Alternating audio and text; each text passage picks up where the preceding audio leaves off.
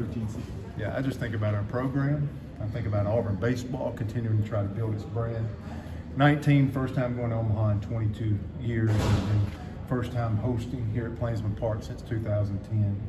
I think about every person, every ball player that's put on an Auburn uniform. I think about our fans stepping up to the plate and creating the biggest sellout that we've ever had. And I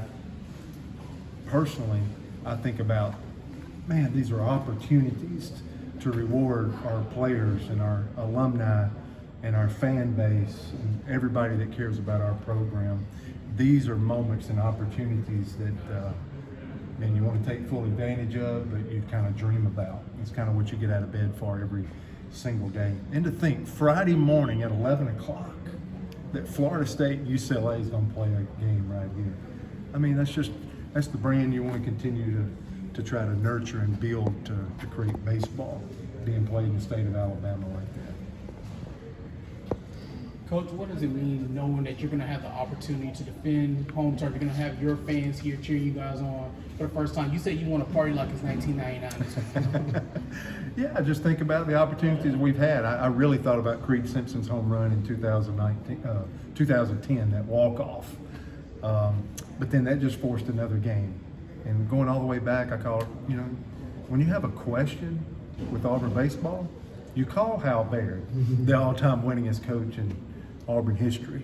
And he, nice enough, man, it's pretty cool to be able, he picks up the phone and talked to him. We talked about 99. It was the first year of this format that we currently reside in with regionals. And Auburn hosted 99 and was able to win that one and finish that one, wound up being the first super regional also for our program. So it's good to get a history lesson, and that's why I say party like it's 1999. We get that opportunity here at home. 2018, as awesome as this feels, I thought somebody took the wind out of me and punched me in my gut in 2018. We should have hosted here in 2018. And teams feel that way. And as good as we feel today, there's some teams that don't feel as good. It's part of doing this and playing and going from 301 teams to 64. But 2018 hurt. But then, how can I impact it? I give Greg Dry a lot of credit. In our office, we changed everything as far as scheduling. And to see it play out I'm thankful for that. But we've been fighting to host here since 2018 when I thought we should have. But that's why we go play South Alabama and Montgomery. That's why we go to Troy to play a baseball game. That's why we go to Birmingham and play Sanford. That's why we go to Jacksonville State, is to put ourselves in position that, and then your players have to play well. We've been a very consistent baseball team, and I'm not here to respond or react to anything. But our team, for those 10 consecutive SEC weeks where you play the best amateur baseball in the world, we did not get swept. We've never lost more than 2 games, and we went 11-0 in the midweek against our teams in our state, didn't duck it and went on the road. It's awesome to see that rewarded, to be 3 games over in our league and be 11-0 in our non-conference. At the end of the day, I appreciate feelings, emotions out of it, somebody looking at a real resume and choosing Auburn Tigers. You say you talked to him last night about 1999, or when did you? No, I was by myself. I didn't know. I felt really good about what we had did. I was really disappointed to lose our first game. I think most of you were there. I don't got much to say or much to feel, and I think it's okay. I mean, that one you're supposed to want to win every time you take the field. But that didn't change the fact that I felt solidified with this. Just like I mentioned, I really felt like we have a really solid resume. So I did think we'd get in. I was just really frustrated by not being able to win the ball game. But I had these thoughts last night. It just comes rushing. I don't get upset and cry very much. But it hit me last night because, so many people have worked so hard. These players will do anything you ask them to do. These people that's going to work hard in our athletic department to get this regional ready to play. They're going to work around the clock here for a few days. And then our fans that have come and sat through challenges, adversity, that have been hopeful. Really, I said Operation Atmosphere. And they were like, let's go. And all I said was 2 words. I didn't do anything. These Auburn people are amazing. And it's just nice to be able to get to a point where you can go like, hey, thank you for doing that for us. You deserve this. And be able to give them a regional. That's one of the biggest reasons I'm glad we're not jumping on a bus heading somewhere. It's a proper way to say thank you. For you to say 2 words, Operation Atmosphere, and for our fans to step up to the plate and our students to get behind us that way. I say thank you, and in some ways I hope this is our gift for them, for us to play some amazing baseball this weekend on campus. As you guys kind of push the reset button, go back to practice and scrimmages, how beneficial have the last 4 or 5 days been for your team? Yeah, I think it's been good. I think, I think it's pretty well advertised. I think we're in the range of what we've done defensively. We're really good defensively.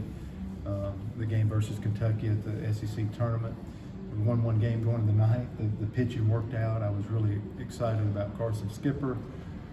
Trace Bright come back on 4 days to help us get through the middle of the ball game. And then, the 9th, we didn't absolutely get what we wanted, but Berkey had gotten us out of the 7th with 1 out, multiple base runners, and walked into that 9th inning feeling pretty good. What has not been in the range probably, beginning with the Kentucky series, was just offensively. So, you can't just go and say, hey, we got to go get freshened up offensively and not take care of the other things that have been pretty consistent strengths. But at the same time, I think it'll do great for our ball club. I think it'll be good. And like I said, we've been consistent. Nothing's fallen apart. I still think you look at the last 30 ball games. I think we're 3rd in the SEC in 1 loss. But we had some games there at the end where it was the same thing, and it was just not linking up or scoring consistently or enough to have success when everything else was in the range. So I think that helps us. We played a ball game Friday to get our other 2 starters work, and then we're going to come back and cycle and go today. And I felt better on Friday, and I hope I feel even better today with seeing some quickness in the bats. That's what I look forward to today, because this will be our heaviest day. And Tuesday will be light back in the weight room. Wednesday will be our last practice, probably at night. I think we'll play at 6 o'clock Friday. So Wednesday, I would imagine we would practice right at 6 to get where the sun's setting and field for this time of the year to get locked in to that. And then all 4 teams will practice Thursday, which starting Thursday, we won't have control of our field no more. We'll have everybody tell us what to do, which will be a little bit odd, but of course we welcome that. So today's a heavy day, tomorrow's really light, Wednesday's a good team practice, and then we'll start getting ready to play ball. How are you going to set up your pitching for the weekend? We need a little more time on that. Florida State, UCLA, Southeast Louisiana, 3 pretty good ones. But a regional format. If you don't win the first one, good luck. Right. Nobody feels like they have enough pitching to do that deal. That's a hard journey. We historically know that the second game of a regional is paramount, and the 2 1-0 games. But if you play too many games, too much trickeration where you're pitching, but it's a big one. So it's a maneuver, and each team's got to size up what they're going to do game 1 and game 2, and then just from my experience, being around this for so long, I think you do 1 and 2, and then you wait and see where you're at. But I wouldn't be surprised that Joseph Gonzalez will get one of those 2, and Trace Bright will probably get one of those 2, would be my guess. And Barnett's been leading off for us. He absolutely could go. And then our best recipe probably have been the last 3 or 4 weeks is, beginning, middle, and end, where it's been chopping up. I really like what Carson Skipper did for his 3 innings. I think that was 7 strikeouts, his best outing. Strikeouts, low walks, but just shoving the zone with a lot of good tempo. So we need to learn more. One about Southeast Louisiana, because that's who you play first. But we got to learn more about these 3 teams, and then hopefully in the next 24 hours, we need to be set in stone, because you want these starting pitchers to get in a routine and set for the weekend, but we're not there yet. I want to ask you quickly about Trace Bright. It seems like he is pitching his best here at the end of the season. You feel that way?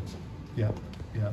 I thought that he was trying to extend outings and we wouldn't get him out soon enough early on, but he's been competitive. We've been in most of his ball games.